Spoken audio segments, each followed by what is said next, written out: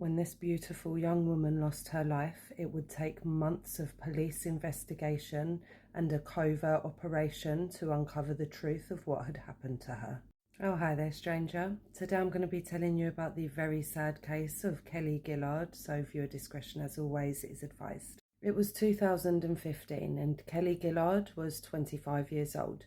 She was a hard-working, fun-loving girl, really close to her family, and they were from Britton Ferry in Wales. Kelly was the kind of girl that liked to look after her appearance, and from photos of her you can really tell. She's very pretty and well presented. She worked hard all week and so used the weekends for letting her hair down and having fun. She would treat herself to a new outfit, made sure she looked all dolled up, and go out to enjoy herself. She was working for an electronics factory in Port Talbot, and she seemed to really get along with her colleagues. Kelly just seems like a really chatty, bubbly and likeable person. And Kelly was in a relationship with 21-year-old James Tobin.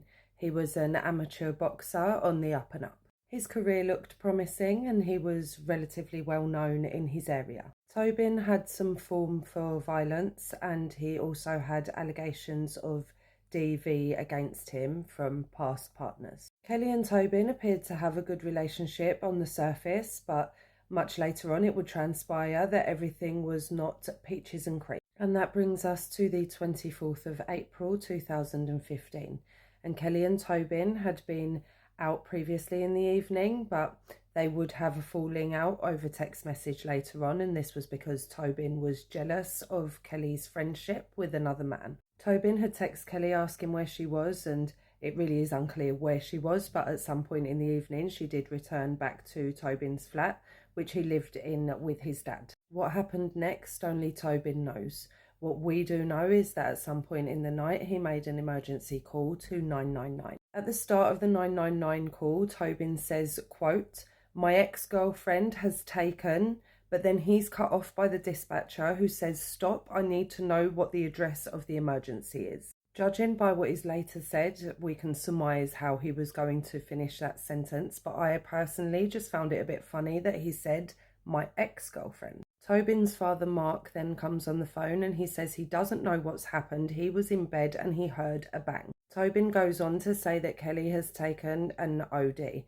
He's asked later in the call by dispatch if Kelly has OD'd, to which he replies, quote, "I don't know, I hope not, I'm not sure." When paramedics arrived, they found Kelly unconscious, and tragically, she would pass away later that day. At first, there was confusion over the cause of death because Tobin, of course, had mentioned an OD. He was arrested for supplying substances, as he had admitted that the pair had taken substances together. He would maintain his claim of innocence and his story that Kelly had OD'd, and he even attended her memorial, giving his condolences to people that she would, take her own life. Shortly after Kelly's passing, Tobin moved out of the room he had at his dad's, taking all of his furniture with him. And then Kelly's post-mortem was carried out, followed by further examination by a forensic pathologist. It was found that Kelly had extensive bruising behind both ears and other internal injury consistent with assault.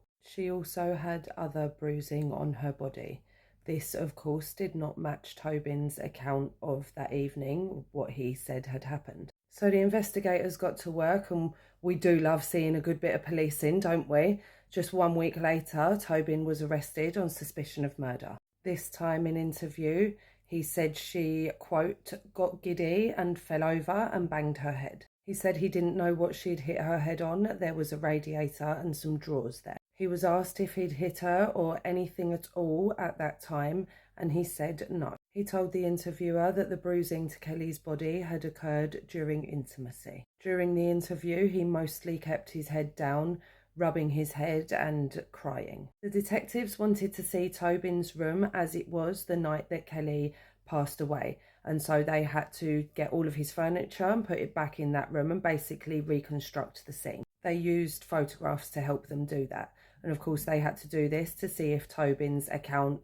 was even feasible. And it transpired that it was highly unlikely that Kelly falling from the bed and hitting any of that furniture would have led to the injuries that caused her death. They didn't have enough evidence to charge Tobin though, and so he was bailed while they continued their investigation. While he was out, Tobin maintained his story of Kelly passing from an OD, and it was that account that would spread through the community. I cannot imagine how difficult that time must have been for Kelly's family, who were already grieving the loss of their family member. They had always disputed that Kelly had died from substances. By summer that year, the investigation had somewhat staled, but Kelly's case did remain open. And during the course of their investigation, detectives uncovered that Tobin had been coercive and controlling towards Kelly. Some of her friends came forward, and it became clear that Kelly was in a much worse situation than they had previously thought. Tobin had been violent to her, but Kelly had not wanted to report him. Remember, he did have previous allegations of DV, but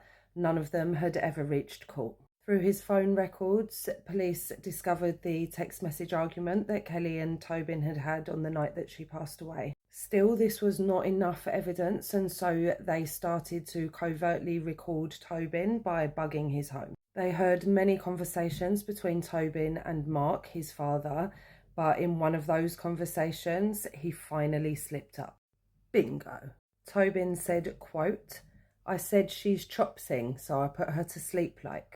Chopsing is a Welsh slang term for like arguing or being disrespectful. His father, Mark, answers, quote, "Yeah, I know.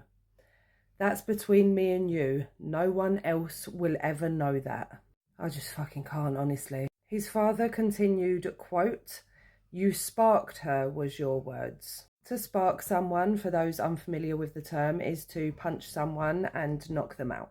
To knock someone's spark out, to spark someone. But to add insult to injury, the father goes on to say, quote, "She was gonna die, right? She was an accident waiting to happen. It's just unfortunate that it's you it happened with."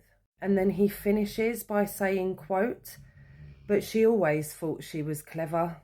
I just cannot get over the fact that this man is sitting there talking to his son about taking someone's life, but she always thought she was clever. Oh, that made me furious. I am just so glad that they got caught. Who's clever now, Mark? Anyway, that's not all the police had, strangers, because guess what? They had another confession. On the night he was originally arrested, Tobin called, guess who, his father, from his cell. No, I do not know how. That phone call had to be analysed, enhanced, and other stuff that I know nothing about, but once they'd done their job, the audio from the phone call was as clear as day. And on the call, Tobin says, quote, "I decked her." Father replies, quote, "Don't say anything about that punch." Tobin goes on, quote, "Oh gee, I actually killed her. I killed her. I gave her the best punch."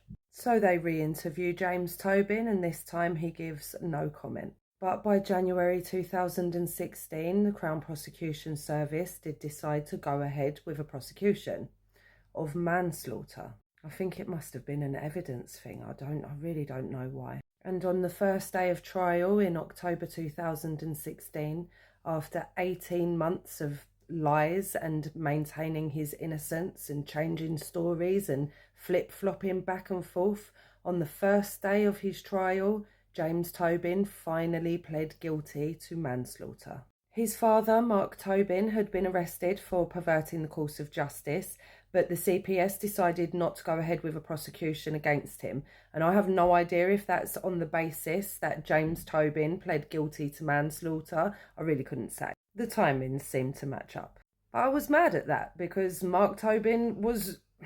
In January 2017, James Tobin was sentenced to 12.5 years for the manslaughter of Kelly Gillard. Bravo to the police force for this one though, because they really did everything that they could to secure justice for Kelly and for her family. Kelly had donated her organs, and because of this selfless choice, she saved 6 lives in her death. She should never have been taken from her family, but I'm sure that her family are proud of her for that legacy. Rest in peace to the beautiful Kelly Gillard, who was only 25 years old when her life was stolen. And what do you think, strangers? Does the punishment fit the crime? Was justice done? Please let me know in the comments. And as ever, if you've stayed with me up until now, then thank you for watching, and I will see you for the next one.